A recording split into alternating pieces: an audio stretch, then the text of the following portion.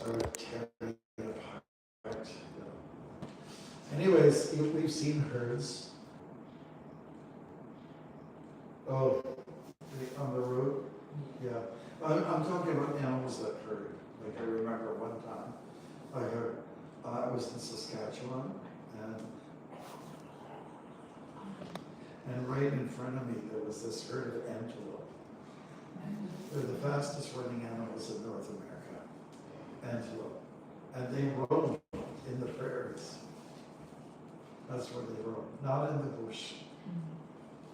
The elk are quite a ways up north, but the antelope don't. You can look at images of the antelope. They're quite beautiful. And so I was watching them, and they, like in a herd, they jumped over the ditch. Then they ran across the span of the highway, which was just 2 lanes. And then there was another ditch, so they jumped over that ditch. I also saw on my first walk a herd of bison. They were standing like this, and like there was no, no fence, no barrier. So I decided I'm going to take a nap. I'm tired. So I went like this, and they're like you. Just pretend you're a herd, and you're watching me. And I was just going to lie down on the ground. So they were transfixed with this. And so it was coming behind like this. And I went to about here, and I made a little bit of a jerk. And then the alpha male went, he took off.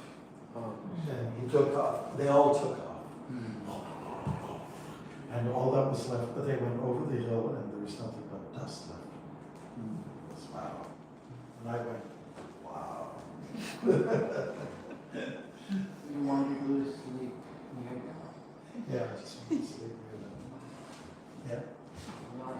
Well, I just felt more with the motor cars. This is near Edmonton. You didn't feel threatened? What's that? You didn't feel threatened? No, I didn't feel threatened. They're pretty shy.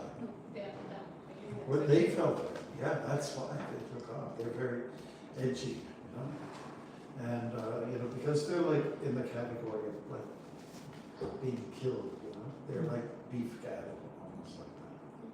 And my experience is that cows do hang together, and when I'm chanting, and sometimes I'll chant golden, and then they all stop breathing, and then they come forward, because they're milk. There used to be touch handles by humans. So they'll come right to the edge where there's a fence.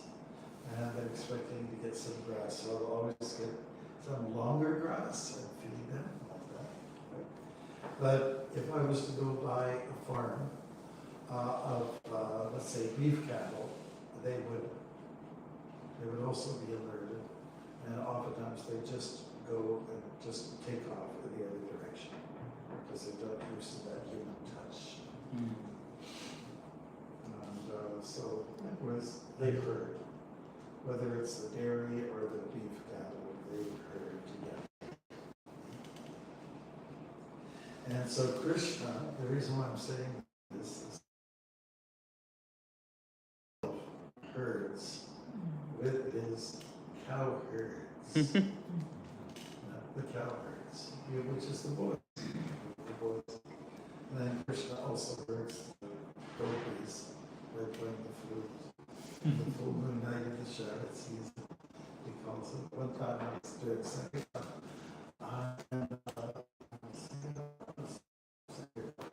and we were camping out in October, and it was that night, the Rasa Yatra. And it was close to the end of it, and there was some reddish color. It was so silly. Okay, so Krishna does magical things.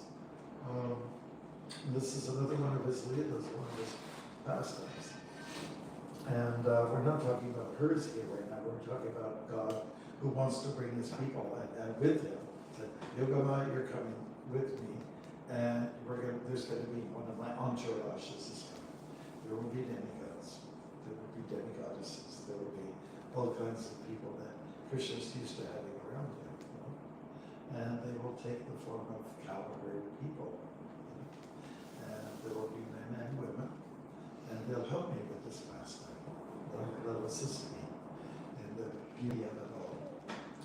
And so that's how Krishna operates. That's how he operates. And he created this Maya.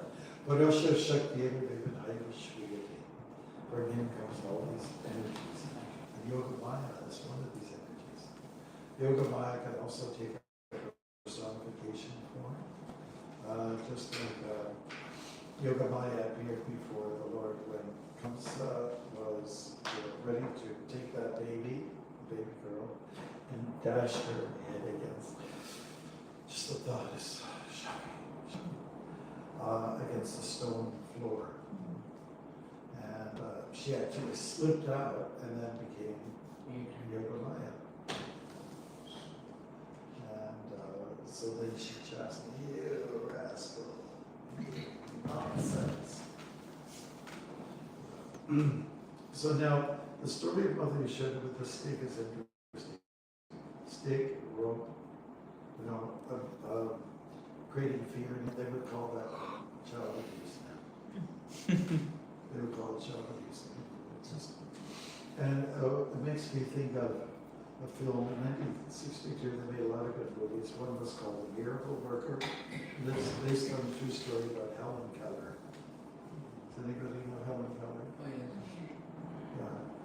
She was a child somewhere in New England and near Boston, I think. And she was just disoriented. She had all kinds of issues, autism, that kind of thing.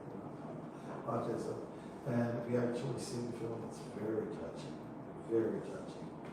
And she just goes and helps herself. She couldn't see. And she was not coordinated. And she'd go to the dinner table and just kind of help herself, And so the parents couldn't handle it anymore. They said, this is it, we've got to bring somebody.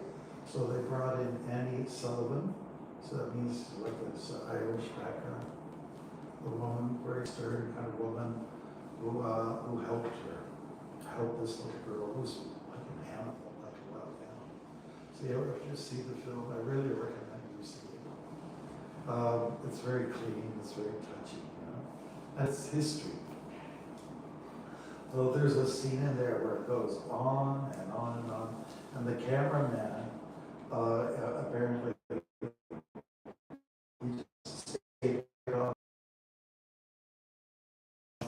he saw the bird who was supposed to help this little girl, just trying to turn a wild animal into like a human being. So shit.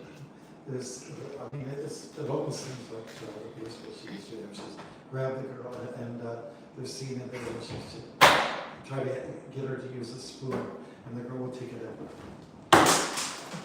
And then she give another spoon. Oh, sorry. And then she goes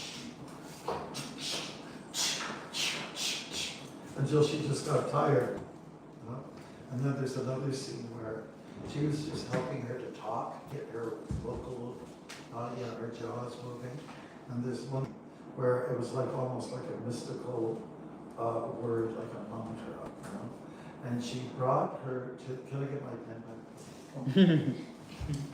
Oh, it is. Yeah, this week.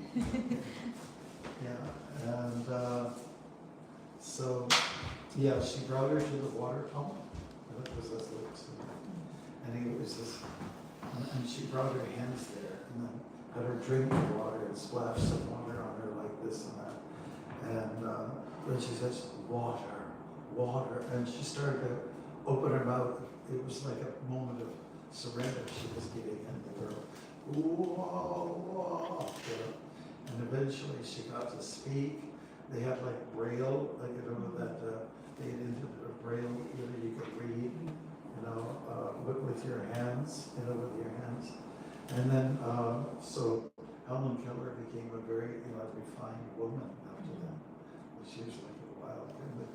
The film is called The Miracle Worker because this Andy Sullivan was just very focused, very, let's say, what would be the word, rigid with the girl. So anyways, I think of those clips that come to my head when I think about mother shows her child, Krishna, and she's getting very frustrated, as Andy Sullivan was getting frustrated. And the descriptions are there, she was sweating like anything, her hair was getting undone, her sari was getting undone, and she was just shaking and kind of just frustrated. And the way that all translated in Krishna's mind was, she really cares for me. She really wants the best for me. She loves me so deeply, and therefore I surrender to her.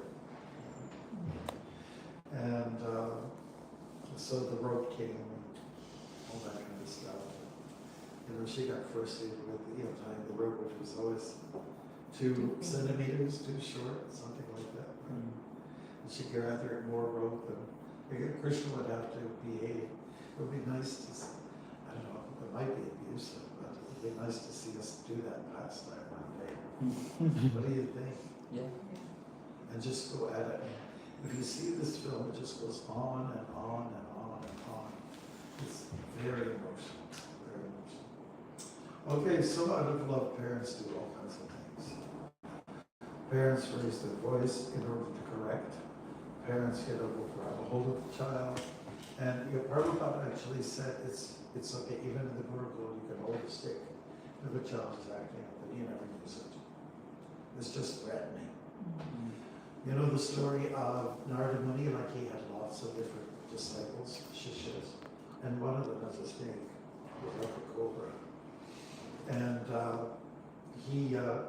kids took advantage of him because he was very soft and he learned nonviolence. Right? And so kids took advantage of it.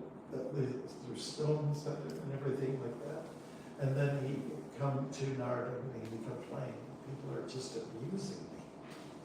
And Narada said, well, that might go on, but that doesn't mean you shouldn't defend yourself. How do you defend yourself? You just put your fangs out like this. You don't have to strike or dart.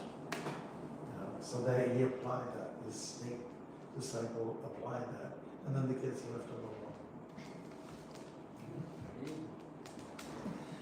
He was being bullied. And I was speaking to a father and his daughter yesterday, and the father was saying at school, his daughter gets bullied. She gets bullied, she gets mistreated. And I said, why? And I said, because she's not into the boys. And she's not into smoking. She's not into all the nonsense that young people do these days. And so that was her fault. That was her, let's say it was area that some kids felt should need to be corrected. You got to be one of us. You got to be wild. Because in most cases, many of us are born to be wild. In the 60s, there was a song, sorry to put my pop culture out there. Born to be wild. But this girl, she was born to be wild. Born to be wild. Yeah. And so Krishna is born to be wild and mild. When there was accusations against him that Krishna was going to the butterstock in people's homes at night, so Krishna covered himself with being shy, and because that is one of his qualities. One of the 64 qualities. He's shy. Shy means protection, and it's not a bad thing for people to present shyness. We also say that about women in the Vedic system. They're trained to be shy. they're going to be protected by a member of the family. And because if you're not shy, then you'll be open and vulnerable. One father in our community said, yeah, my daughter, she's 18, she's starting to do a lie, you know. And I told her, don't talk to your father like that. So she's showing signs of being loose, if you could, if I could use that term. So shyness is a great quality to have, honestly. It is. And, as opposed to pride. There's room for both. There's room for both. Now the topic, the theme here is love and affection. And Mother Yashoda had extreme love for Krishna. And there's nothing comparable to it. When the devotees first start to come out with meetings of Mother Yashoda, it's like Mary and her bambino, Jesus. And that was very popularized in the Catholic tradition. I think the devotees got the idea, well, let's do this. I'm not sure how long that's been going on for artists rendering his mother and Krishna together. But when you see that, it does, pull at your heartstrings a little bit, right? Oh, isn't that nice? Isn't that sweet?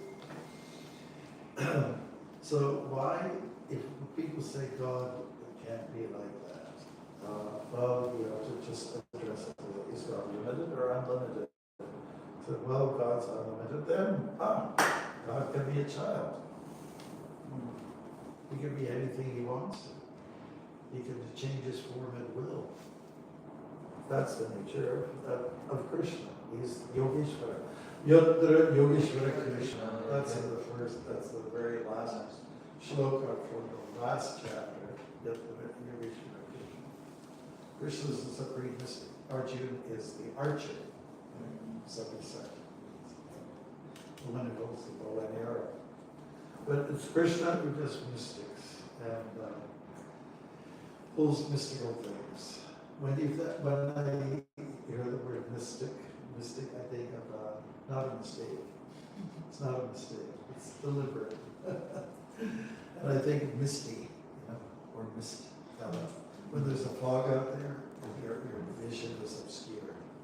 So when it comes to Krishna's, you say feelings for his devotees for Krishna, it is a little bit foggy.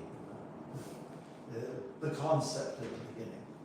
But when you practice Bhakti, it's like the sun coming in and burning out all the fog, so that everything becomes clear.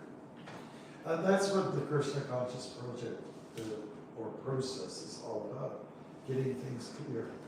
Do you remember, is there one place in the Bhagavad Gita where we talk about different levels of ignorance?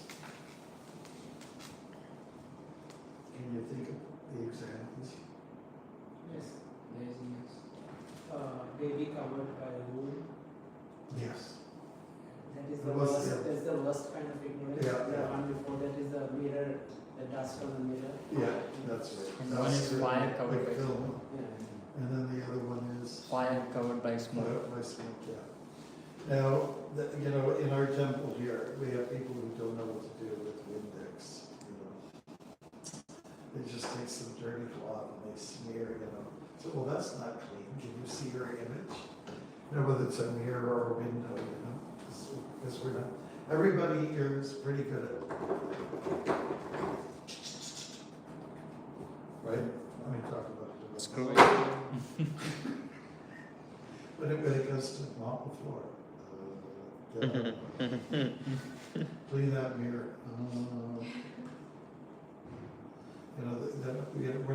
We're not practical. We don't have any practical skills. Can you cook? Can you boil some water? I don't know how to do that.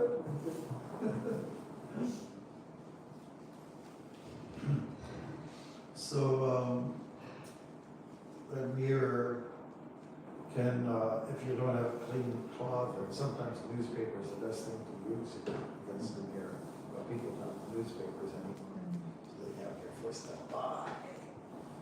buy cloth, buy material, you get those squeegee things. But to get a clear image, you have to remove the filth, the dust, the dirt, and this is one level of, you could say, what a goodness, but that's a big, if you want to get a trip that way. Ignorance, you said, a child in the mood, very covered up. Can't even see. You can see a mirror, you can see smoke, and you can't see a baby. The baby's tucked inside in the mother's womb, and that's the way it is. So, the Canto 10 of the Bhagavatam is there to make things clear about who is God and who is Krishna. There's no better example of Krishna in this regard. Now, the details of Vishnu are not as pronounced as we find out about Krishna. Even Ram, no. Krishna, let's say, the endless accounts of the Lord's Leela pastime are unlimited. And his relationship with the devotees.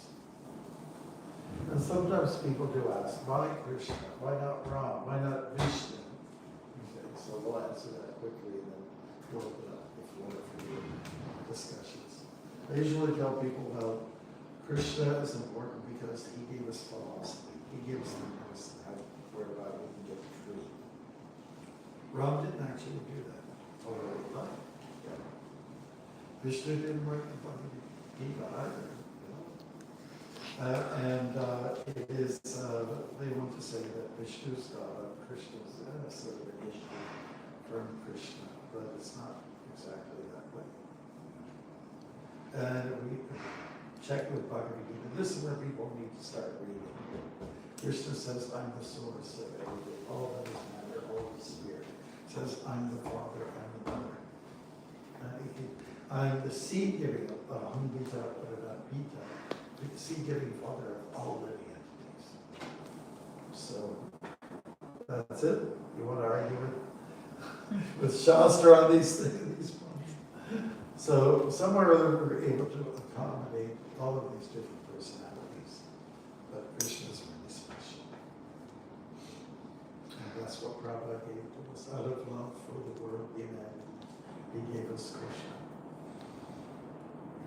He could have brought Krishna, but he didn't. He brought Krishna because Krishna's to Bhagavan's source of all. What time is it? It's 8:20. Well, I think it's a good idea if we open up some discussion here. Okay? I am waiting What part is this catchment? for what? Angelo. It's a place called Angelo. Oh.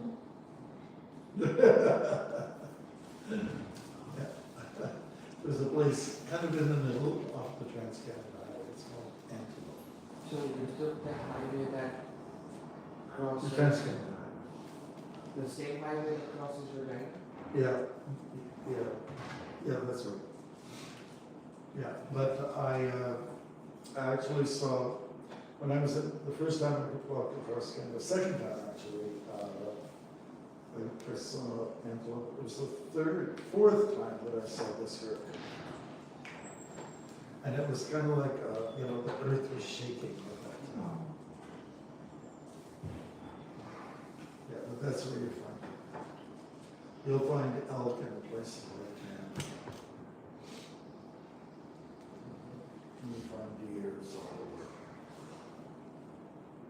How do they survive in winter? How did it go in the winter? I think they're like deer. They're grazers. They manage to find something. Oh, I know that even in the hard freeze, they'll start to eat twigs from the trees. It's like deer do that too. They'll go after the apples, but if there's nothing else, they'll start eating the branches of the trees. they can survive. They can survive. They do survive. They're really cool looking, and they're really special. So, thank you. else you ever seen that we should Just on the picture. antelope? Again, the fastest running creature in North America. Antelope? Antelope is awesome.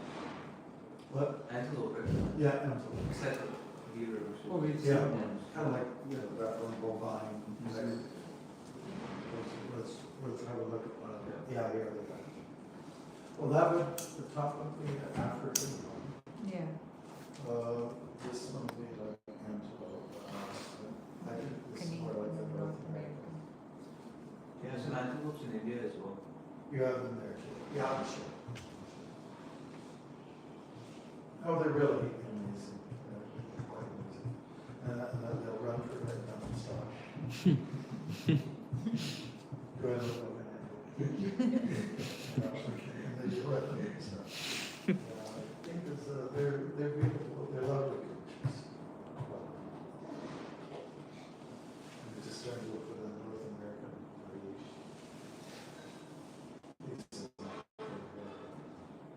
They have a nice color, like a tan color. Just hiding the North American antelopes. You don't have them?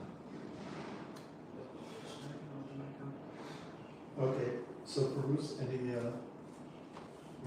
other questions apart from answer the question where it's Saskatchewan?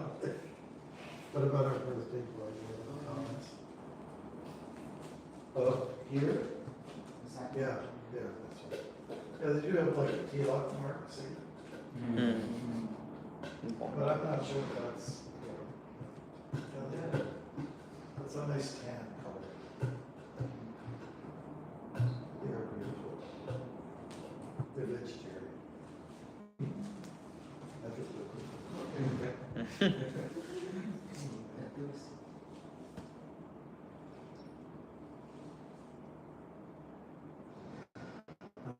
There's a place in Saskatchewan called Antelope. You can look it up. Wow. Yeah, see, they're beautiful, aren't they? And they have these are their weapons.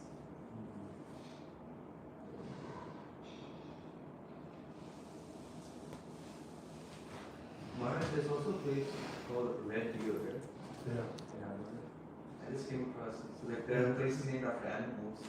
Yes, Yeah. we have a community there. Yes, I came across it. Yeah. There's also a place called Moose Jaw. There's a place called Medicine Hat. Interesting names. And then there's a place called Toronto. And people say Toronto. They don't put the T in there. One of the devotees who lived here, his name's Michael Ray. Were you around, Michael? Michael Ray. He told me once he went to the border. He says, "So where are you from?" And because he's so linguistic, he was good in English. I'm from Toronto.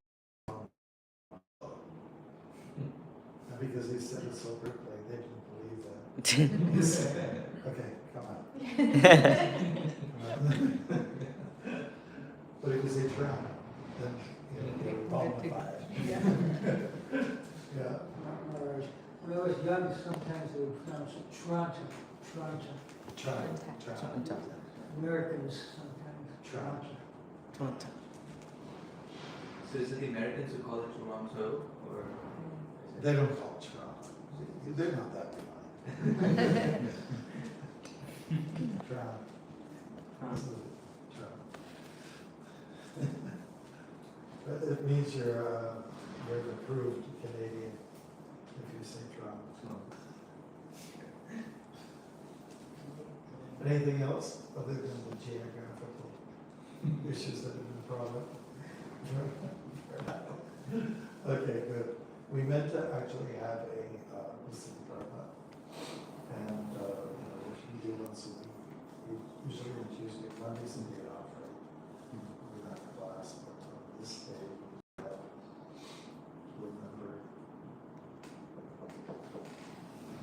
remember problem. So it's a good thing to keep